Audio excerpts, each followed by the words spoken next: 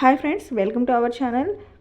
బయట వర్షం పడుతున్నప్పుడు ఇలా వేడిగా మష్రూమ్ పకోడా చేసుకొని తినండి, చాలా టేస్టీగా ఉంటుందండి. దీనికోసం చూడండి, ఇక్కడ 200 గ్రామ్స్ మష్రూమ్స్ అయితే తీసుకున్నాను. ఇవి నేను తీసుకొచ్చిన రోజే చేస్తున్నానండి, ఫ్రెష్గానే ఉన్నాయి.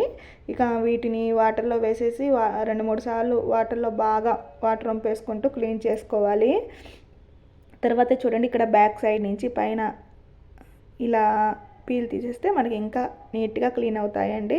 ఇక వీటిని ఇలా ఒక్కొక్క దాన్ని 4 పీసెస్లా కట్ చేసుకున్నాను. ఇలా కట్ చేసుకొని పక్కన పెట్టుకొని ఒక మిక్సింగ్ బౌల్లో కొంచెం పసుపు వేసుకున్నాను.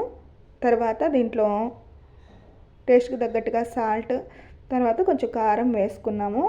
1 స్పూన్ అల్లం వెల్లుల్లి పేస్ట్ని కూడా యాడ్ చేసుకుంటున్నాను. ఇప్పుడు వీటన్నిటిని బాగా మిక్స్ చేసేసుకుందాము.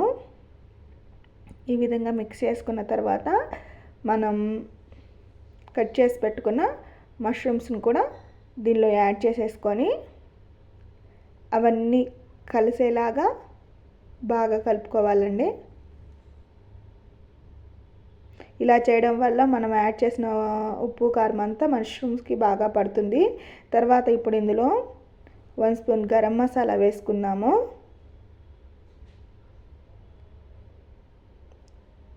తర్వాత 2 స్పూన్స్ అంటే 2 టేబుల్ స్పూన్స్ వేస్తున్నానండి. 2 టేబుల్ స్పూన్స్ బియ్యం పిండి వేసుకుంటున్నాను. తర్వాత 1 టేబుల్ స్పూన్ కార్న్ఫ్లోర్ వేసాను. 1 టేబుల్ స్పూన్ శనగపిండిని కూడా యాడ్ చేసుకొని ఇవన్నీ బాగా కలిసేలాగా కలుపుకోవాలండి. ఈ విధంగా కలిపి మనం అవసరమైతే చూసుకొని వాటర్ యాడ్ చేయాలి. వాటర్ ఒకేసారి కాకుండా కొంచెం యాడ్ దీనికి వాటర్ కూడా ఎక్కువ పట్టదండి. నాకు కేవలం ఒక 2 స్పూన్ల వాటర్ మాత్రమే ఇట్లా స్ప్రింకిల్ చేసేసుకొని కలుపుకున్నాము.